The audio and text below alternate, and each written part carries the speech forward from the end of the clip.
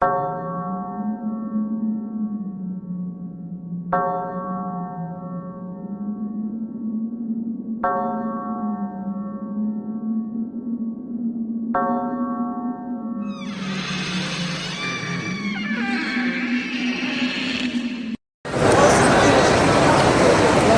ese recorrido por la vida y la obra de Miguel Ángel, se los presento. Este es Miguel Ángel y toda esta obra es gracias a un artista colombiano llamado Rodrigo Cabral Godoy. Él es un bogotano que nos hizo la recolección de todas estas obras que vamos a ver el día de hoy. Así como detallito, estos son impresiones en lienzo, son impresiones con textura en lienzo, que es como una telita, es una tela. Primero les cuento un poco de la vida de Miguel Ángel. Miguel Ángel es el menor de 5 hermanos, se dice que fue el segundo, se dice que es porque solo se contaban los hombres, sin embargo hay otros que dicen que fue el menor.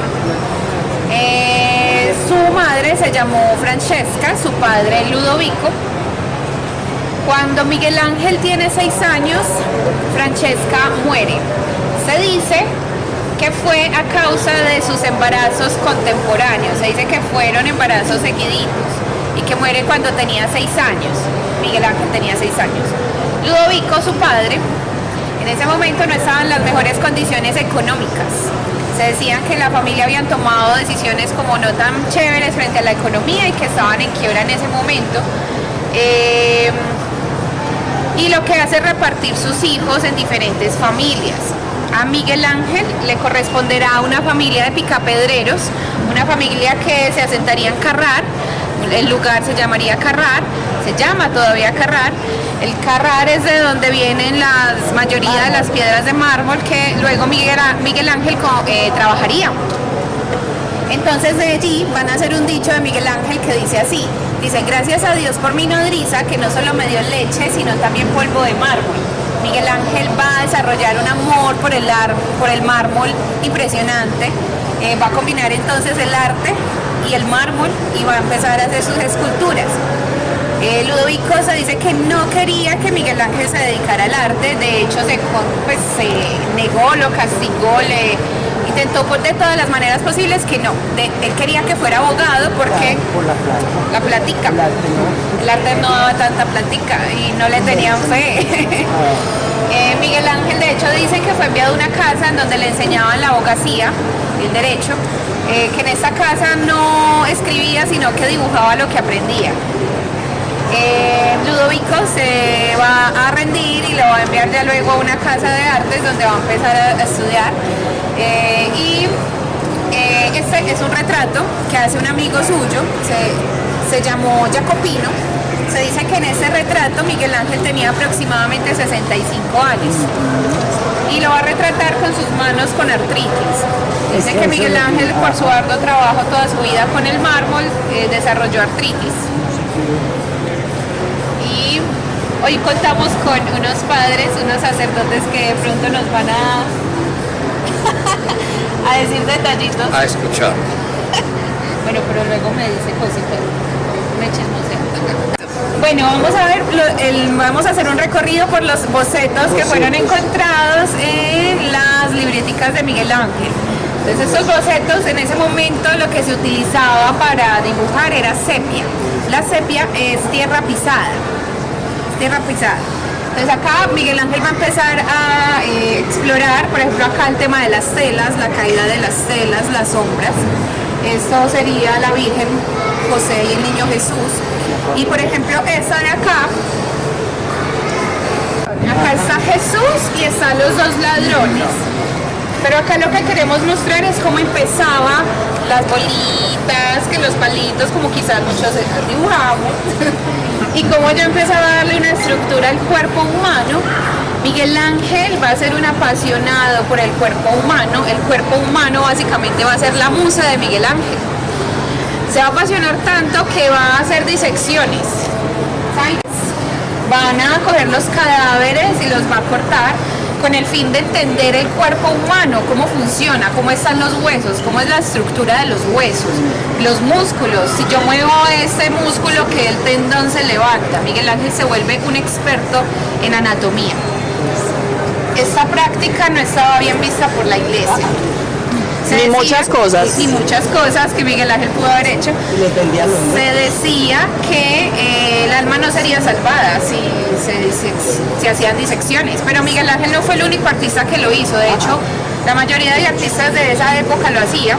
Les pasaban ahí a los sepultureros la platica y los sepultureros las llaves, y ellos aprovechaban, estudiaban eso. La iglesia a la final nunca como que tomó cartas en el asunto. Esta de acá es un boceto de una escultura que Miguel Ángel hizo aproximadamente a los 9 años. Esa es una cabeza de un fauno. Un fauno es el ser mitológico griego que tiene patas de cabra.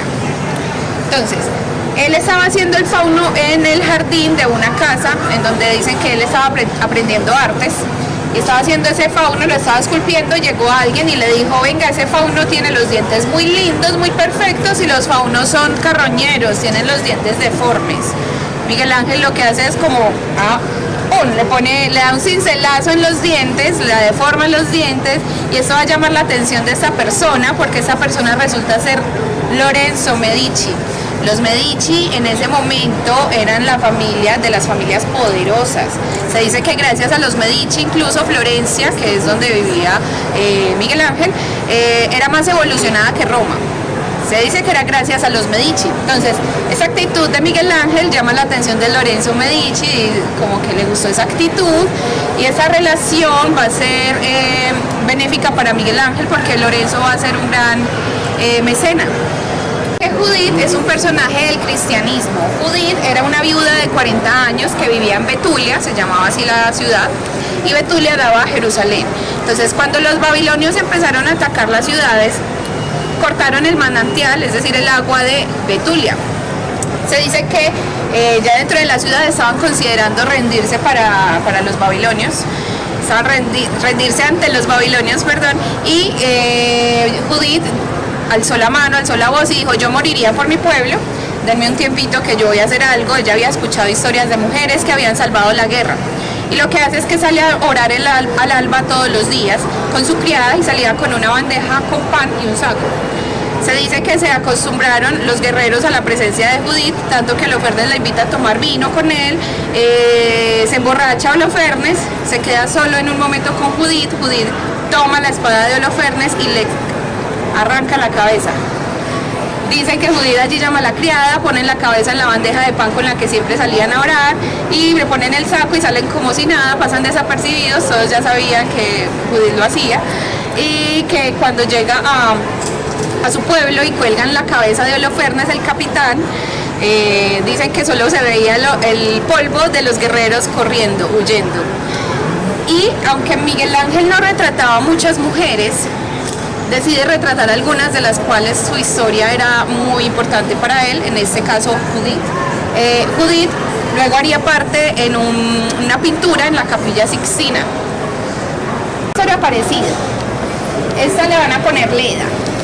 Leda en honor a un personaje también de la mitología griega. Leda fue seducida por Zeus, un loquillo. La seduce convirtiéndose en cisne, y de esa relación nacen 2 huevos. Uno de ellos va a ser Helena, que sería Helena de Troya, la hermosa Helena de Troya, que causaría la guerra de Troya. Sin embargo, este rostro se dice que es el rostro de un alumno de Miguel Ángel. Entonces acá podemos ver un rostro un poco andrógeno, es decir, como un rostro sin género, algo así como el de Los Ángeles. ¿Quién hizo todos estos cuadros? Esto fue hecho por el artista colombiano Rodrigo Cabral Godoy. Son los primeros bocetos para el David. ¿Saben cuál es el David? ¿Cierto? También es este. No sé si notan que hay una posición diferente. Sí. ¿Cierto? Bueno, la historia dice que Miguel Ángel va a coger una piedra de mármol muy delgada que habían rechazado otras personas, Esta piedra era muy delgada y además tenía una grieta.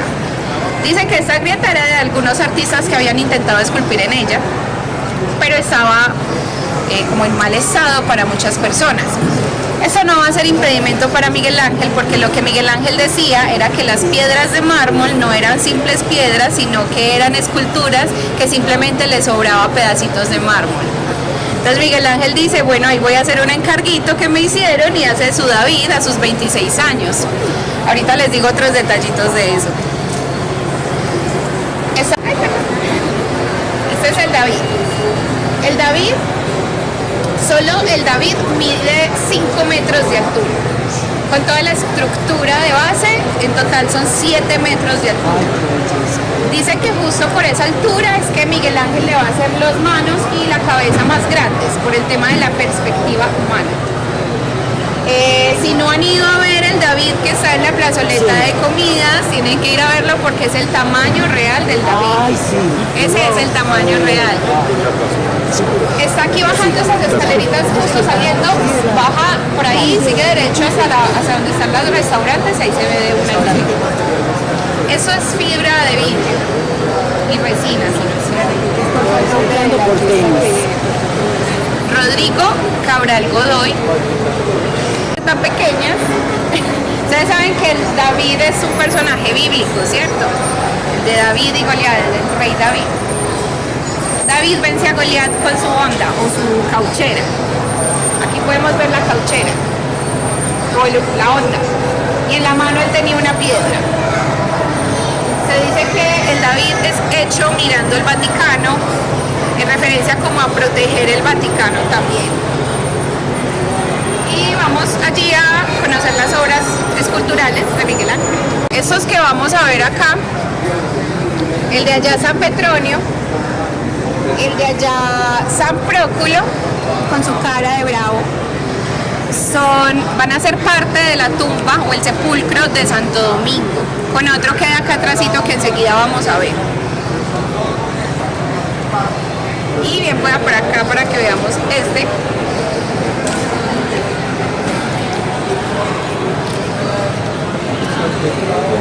Bueno, este es otro que va a ser también de pequeño, a sus 15, 16 años. Esta es un bajo relieve, no era tan profundo como lo habíamos visto de pronto ahorita. Y acá se dice que también es de los primeros que hizo por la deformidad que tiene María en el pie. María siempre la va a retratar de forma muy respetuosa con todas sus vestiduras, incluso aquí cuando estaba amamantando a Jesús. Y la va a hacer cuando hace María y a Jesús, y hay un acompañante, por lo general es el primito de Jesús. ¿Quién es el primito de Jesús? Juan. San Juan Bautista. Se dice que este es San Juan Bautista. Ahora vamos a ver el de allá.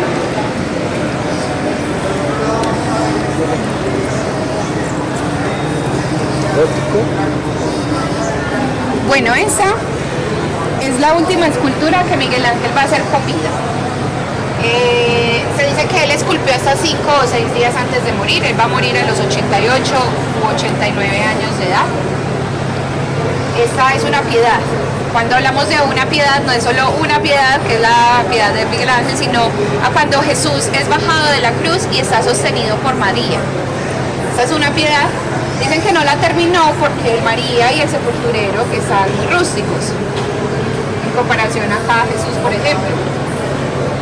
Sin embargo, otros dicen que era la técnica de Miguel Ángel. Y acá otro detalle es que Miguel Ángel se va a retratar en el sepulturero. ¿Cómo se llama? Nicodemo. Ah. Bueno.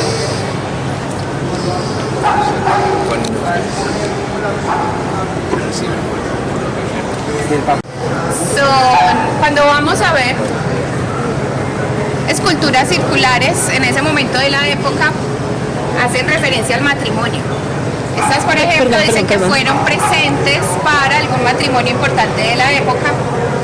Y acá vamos a ver que hace a María, hace a Jesús en su más cercano a María, y al ladito un niño que sería ¿quién? Juan el Bautista. Lo mismo allá, está María, está Jesús, y al lado izquierdo por allá un rostro. ¿De quién será? De Juan. Esta obra dicen que, esta obra se llama El Vencedor y dicen que también es una representación de la juventud venciendo acá la ancianitud. David venciendo a Goliat. Esa de allá ya la vimos ahorita, ¿se acuerdan que tenía el trapito dorado? Estos santos que van a ver van a ser parte del altar de Piccolomini. Cupido. El Cupido es una escultura mucho más antigua. Dicen que Lorenzo Medici le mandó a hacer una réplica del Cupido para vendérselo a alguien en Roma. Lorenzo Medici se lo vende a alguien en Roma. Esta persona se da cuenta que el Cupido es una réplica y lo que hace es decir, pues no se enoja, sino que antes manda a llamar al artista. Dice que gracias al Cupido es que Miguel Ángel empieza a hacer obras en Roma. Creo que era un cura al que se lo vendió Lorenzo Medici. Bueno, este es otro trabajo arquitectónico de Miguel Ángel. Miguel Ángel no solo hace las ventanas de la cúpula de la Basílica de San Pedro. Dice que es Miguel Ángel quien idea la manera de hacerlo en forma de cúpula. En ese momento, cuando se hacían las cúpulas, se caían al piso. Dice que fue gracias a Miguel Ángel quien se idea esta forma de hacerlo en cúpula con el arquitecto del Papa Julio II, que se llamaba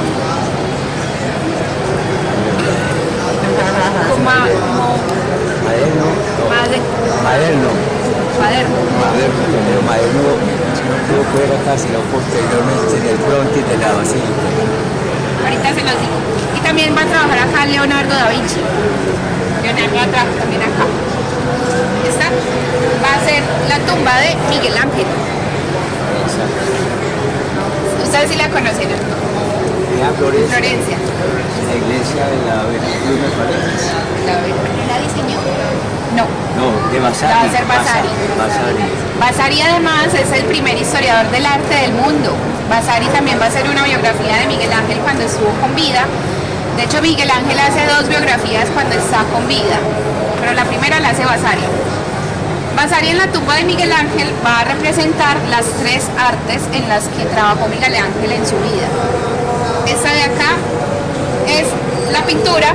No, la pintura es esta de arriba y es en colores, es pintada. Y esta lo representa como escultor, perdón, está como pintor. Este es pintor, escultor, es arquitecto en toda la forma de la tumba. Escultor y pintor. Y la escultura en estas esculturas que son la gran mayoría. Esta escultura hace referencia a la pintura. Esta escultura a la misma escultura es la más triste porque es el arte que más amó Miguel Ángel en su vida. Y esta de acá es la arquitectura. Y como el padre dijo, esta es una pintura a color. Este es Jesús y María. Se podría decir que es una piedad. Y esta es el rostro de Miguel Ángel también. Es una escultura de Miguel Ángel. Recuerden que Miguel Ángel muere aproximadamente a los 88, 89 años. Vivió mucho porque en ese momento no se vivía tanto. Bueno, esta por fin es la tumba de el Papa Julio II. Está en el Vaticano, en la Basílica. Está en la iglesia, está en Roma, pero no en el Vaticano. Está en la iglesia de San Pedro encadenado, llamada en italiano San Pietro in Piccolo. San Pietro in Piccolo. Sí, San Pedro encadenado. Esta es por fin la tumba del Papa Julio II. Dicen que Julio II y Miguel Ángel pelearon mucho. Sí, y que justamente en la tumba del Papa se va a vengar de una manera peculiar. Se dice que el Papa guerrero era el Papa fuerte, el Papa activo, y lo va a hacer acá acostado, tirado en el piso, ahí, llevado del carajo. Dicen que eso fue una forma de burlarse del Papa. Él tenía esa forma. Esa es ¿y qué? De esta figura hacían muchos bustos antes. ¿De esta? Sí, con los callos. Ajá. Ahorita les muestro otro poquito. Y aquí vamos a ver la vida contemplativa que vimos atrás, la vida activa, y de aquí va a salir la tercera obra más importante de Miguel Ángel, que se llama el Moisés. Ajá, ese era Moisés. ¿Qué es este? Estas de acá son tumbas de algunos Medici. Esta de acá es la tumba de Lorenzo Medici. A Lorenzo Medici lo va a hacer vestido de emperador, lo mismo a su hijo, Giuliano. Dicen que eran adoradores del tema romano y que por eso los viste de emperadores y no les hace figuras cristianas. Y acá podríamos de pronto confirmar lo que se decía de Miguel Ángel, que nunca había visto un cuerpo femenino en su vida. Y es por la forma en la que hacían los pechos de las mujeres. Se ven como raras. Miguel Ángel ya estaba pensando en las prótesis. Entonces, esta es la obra más realista que va a hacer Miguel Ángel. Mide 2,35. Yo más o menos diría que es un poquito así, más o menos así de la altura, sin embargo ahorita el padre me dice que es un poquitico más pequeña. Sí, no es tan grande como esta. No es tan grande. Pero si esto más o menos era de este tamaño el Moisés, imagínense cómo es la tumba del Papa Julio II de grande, como para que se hagan una idea. Dice en la historia que cuando Miguel Ángel termina el Moisés y le da la luz del sol, vio que respiraba. Que ahí le empieza a gritar, hable, muévase. Obviamente el Moisés no se mueve, pues es una escultura, pero lo que hace Miguel Ángel es darle un cincelazo en la rodilla que lo va a marcar. No sé si ven algo raro del Moisés. ¿Qué le ven de raro? Los cuernos. Se dice que es por una mala traducción del hebreo al latín. El hebreo se decía que eran rayos de luz y se traduce como cuernos. Es que en el tiempo de la Vulgata, que es la traducción de la Biblia del siglo IV, San Jerónimo, se traducía una palabra hebrea por cuerno. Y ya ahora las traducciones modernas traducen esa palabra hebrea por rayos de luz. Entonces por eso lo pintó con cuernos, porque así lo decía la Vulgata de su tiempo, en el Renacimiento, el siglo XVI o XV. Por eso le ponen los cuernos. No es porque le pusieron los cuernos. Son como los primeros bocetos en los que Miguel Ángel va a explorar las facciones de dolor, de sufrimiento, de desespero, que va a hacer luego en la Capilla Sixtina. ¿Han escuchado de la Capilla Sixtina? Claro. ¿Cierto?